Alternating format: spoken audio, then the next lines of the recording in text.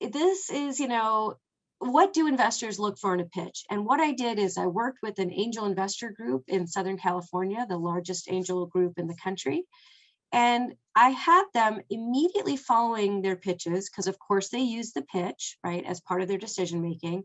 In fact, they use a very small business plan. They don't actually use a business plan. They use like a questionnaire, but all the investors come and watch pitches and then decide which pitches, which entrepreneurs they want to pursue for investment, just like VCs do. So very similar process, which is why I studied them. And so what I did is I gave them a survey immediately after the pitch, and I asked them to rate the company that they just watched based on these measures. And you'll see here, these measures are things like the entrepreneur's passionate, because you hear investors say all the time that they want a passionate investor, or they look for passion. The entrepreneur's coachable, the entrepreneur's trustworthy, the entrepreneur's enthusiastic, the entrepreneur has good experience. These are all things that you've heard, that investors look for. And then I also asked them about the company. So just related to, will the company make money? Does it have a good business model, good exit, et cetera? So, and look, I had them fill out and they rated each, on a Likert scale, saying like what they thought of all of these items. And then I looked at the sum in total. And so I looked to see overall in aggregate, what did the investors care about? What mattered? What were the factors that then would predict whether or not somebody would be overall selected by the investors who watched that pitch to move forward for due diligence, for that they wanted to invest, right? What led to that decision? And so I'm curious if you have any guesses as to what was a number one here. If you had to rank these, what do you think was the most important, or what was the least important, right? What do you think was the most important? And yeah, passion, enthusiasm, trust, right? All about the people, because that's frankly the path I have now led you on. And these were important. I'm just going to get to the upshot here. And the actual number one was business model. Number two was revenue, right? Which is good to see, because you do want to see that the investor cares about kind of investment metrics, right? That the company will make money and that the company has a good business model that they think will produce a successful venture. Number three was just what several of you have guessed, trustworthiness. And actually it was tied with coachable. And so this was fascinating to me, right? That this notion, or that we can evaluate if someone is coachable from, remember, these are 15-minute pitches with literally 5 minutes of Q&A. So in a total of 20 minutes, these investors are assuming they can evaluate if someone is trustworthy or not, and if they're coachable, aside from kind of the business metrics. And so I started to look at, why were they making these trustworthy assessments? What was the entrepreneur doing, again, during the pitch, this 15 minutes, that led the investor to say they were trustworthy or not, or coachable or not? And what I found, what I used, as I mentioned, is the Tech Coast Angels. This is the largest angel group in the country. I did a lot of interviews and focus groups and open-ended survey items with them. I also looked at video pitches. So luckily, there's an investor there who is very interested in research. So he actually had videoed all the pitches he taught at a school out in California. And so working with him and with the group, we were able to put all these surveys to these investors. And then I have on video both the pitch, as well as there's a group conversation following the pitch. And then I coded all of these pitches. We had independent video coders watch these pitches and literally rate each entrepreneur on behaviors. So this was all done by hand, not by AI, or not done by, some sort of little device to calculate those moments. This was all done, as I mentioned, by hand. And we also had transcriptions. So we also looked at the language there. And just so to put this in context, my wedding picture of the two men, this was all men. In fact, mostly white men in America are investors. And so you see here, it was all men. And the angel investors in my sample were actually all men. I had one woman in the angel group to start, but she actually left the group in the time period that I was studying the group. So just a little context, as I mentioned, about the male and the whiteness of the sample. So what I found is that, as there should be, these, I call them economic factors, or kind of the business fundamentals, did lead to an interest in investing, meaning that is the business model sound? Are these things that they mentioned about the business, they did in fact, and this was done by the transcriptions, right, looking at the economic factors. Then I looked at trust, and this was from the survey again, right, whether or not the investor found the entrepreneur trustworthy, and that definitely did increase their interest in investing. Just as you saw from the survey, it did matter. They said it thought it mattered. It actually did matter for whether or not they were interested in investing. But what's interesting from this research is that the level of trust they feel towards the entrepreneur actually increases how they view those economic factors. So this was a classic interaction model, as we call in stats here, right? And so what you see here is that these economic factors actually looked better to the listener if they trusted the entrepreneur. So here's just a graphic representation of this, which I was kind of floored by, but makes sense, right? When you find someone trustworthy, then whatever they're selling you, whatever they're talking about, sounds better. So those business fundamentals were rated higher if they thought the person was trustworthy. So what led to them saying someone was trustworthy? It was things like being open. We coded for openness. So if the person was accepting suggestions and not being defensive, especially during the Q&A, right? Coachability, I already mentioned from that survey, came out as a factor, like whether or not they could work with this person. Name dropping, and this I relate to, you are showing that you have a big network. Networks are critical in entrepreneurship, in venture capital.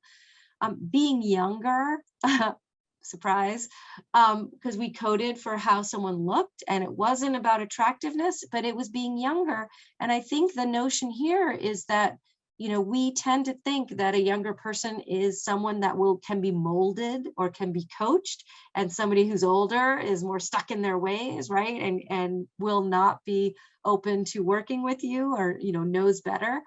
So, it's hard, even as a manager, right? It was hard for me when I ran my own business to hire someone older than me, right? It's much easier to tell the high school kid what to do. So I think there's a lot of that happening here. And believe it or not, laughing. There were very few entrepreneurs who laughed in the sample, in the pitches, and in my data, but those who did were rated higher on trustworthiness. And I think it's, again, going back to the Sandy Pentland study the grad student had done of those, of the connection. It's someone you can get along with, right? Someone, and that makes you trust them. Now, all that's interesting, but it came down to, I'm a woman. I was the only woman in the room when I worked in VC. And when I worked in venture capital 20 years ago, very few businesses led by women were getting funded. When I came to Babson, I got to be a part of the Diana report in 2014, and we did another study to analyze how much venture capital goes to women entrepreneurs. And the upshot is not much, right? So trusting who?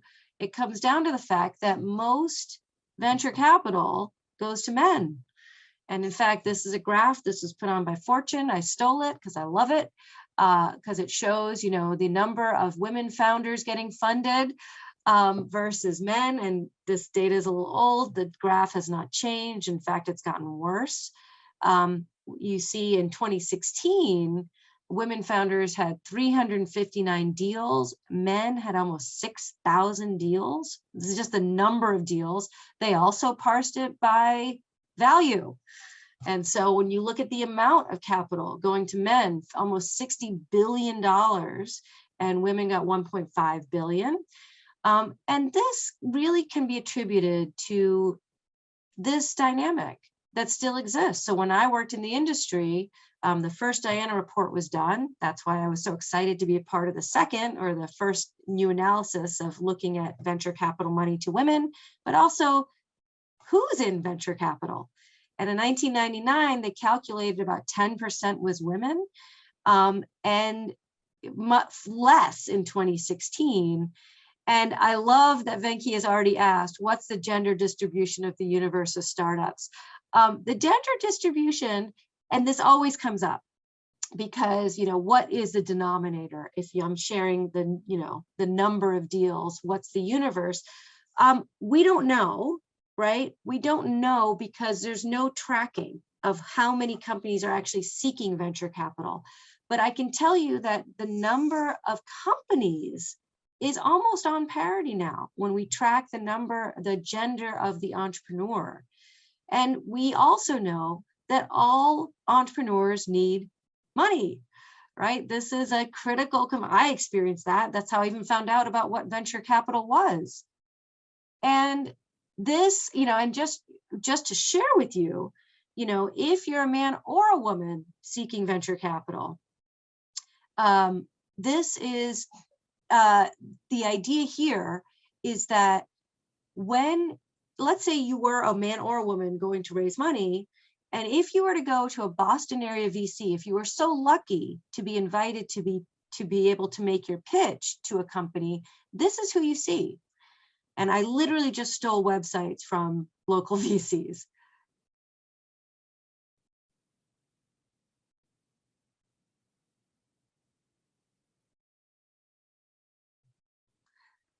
Right, so these are the decision makers, and this is pretty consistent across, venture capital, as you just saw.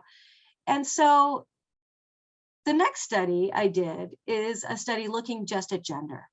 And so this was, there had been research in PNAS, which is also a networked journal often, but they had done a study using actors, and what their takeaway was that investors were biased against pitches by women. So just having a pitch by a woman, the voice, or hearing the gender of the person mattered. But that actually wasn't my experience. And I worked first at, I was the only woman in a fund. And then I went on to I worked at the first women-owned, women-focused venture fund in the country. And I will tell you that the decision-making process is very similar. And I did not feel that there was a bias against a woman per se. I started to wonder if there was more about what I'm calling femininity, right? And what I found is that femininity was less likely to get investor interest. And what I used for my data here, just so you're clear, is I looked at, I worked with the MIT 100K competition, which is a business plan competition at MIT. It's one of the oldest, largest, and venture capital investors are the judges.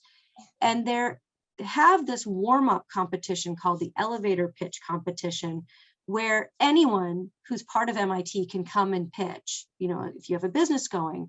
And my sample was larger than, I had about 30% women in the sample. And what I found is that women were as likely to be selected to be finalists in terms of, this little pitch competition where you could win $5,000. But then I coded all of these pitches using the same method again, like looking at the pitches, I had them all in video, and we rated them based on what are called sex gender stereotypes.